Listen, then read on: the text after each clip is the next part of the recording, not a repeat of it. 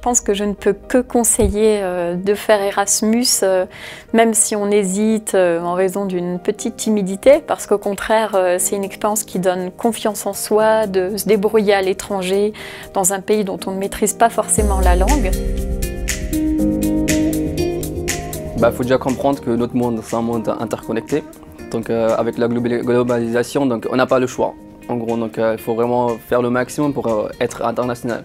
Et Erasmus, pour moi, c'est la chance exemplaire dont il faudrait profiter. Donc, ce que j'ai tiré de mon expérience Erasmus par rapport à la psycho du travail, c'est déjà une autre approche d'une autre culture par rapport à la psycho du travail, certains métiers qui n'existent pas, ou une autre approche par rapport au team building. En 2013, j'ai été sollicité par un collègue slovaque en tant qu'expert, entre guillemets, et donc garant pour mettre en place un cursus d'enseignement.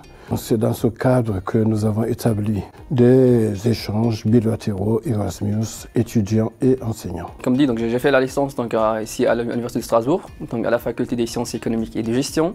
Après, bien sûr, il y a eu, comme dit, la première année de master, c'était un master en économie et management de l'innovation. Donc on avait un partenariat avec l'Université du Sussex à Brighton. Et donc j'avais l'opportunité de partir pour l'Angleterre le premier semestre. Alors en 1998, j'étais étudiante en anglais à l'université Marc Bloch et j'avais choisi le danois comme option.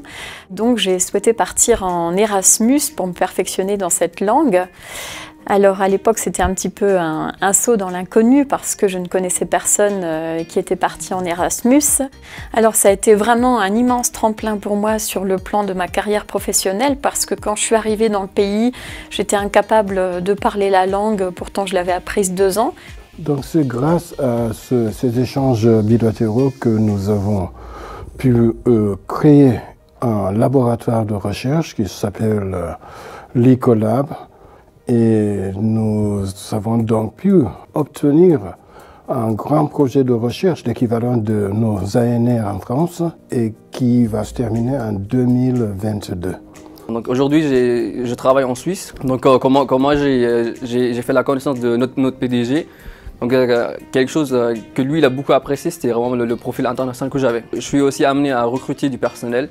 Et là aussi, je cherche des gens qui sont un peu comme moi aussi. Donc je cherche des gens qui sont internationaux. Je cherche beaucoup des gens qui sont adaptables, mais qui ont vraiment peur de rien en gros. Donc savoir parler une langue c'est bien, mais connaître la culture c'est encore mieux. Alors, si c'était une expérience à refaire, je partirais sans hésiter une seconde en signant tout de suite, parce que je trouve que c'est formidable d'apprendre à connaître un autre système d'enseignement. Et c'est vraiment devenu mon pays d'adoption, un peu ma deuxième patrie, et il se peut que j'y travaille un jour. Try and fail, but don't fail to try. Donc en gros, il faut toujours essayer, mais il faut jamais avoir au final, ou devoir au final regretter parce qu'on n'a pas osé.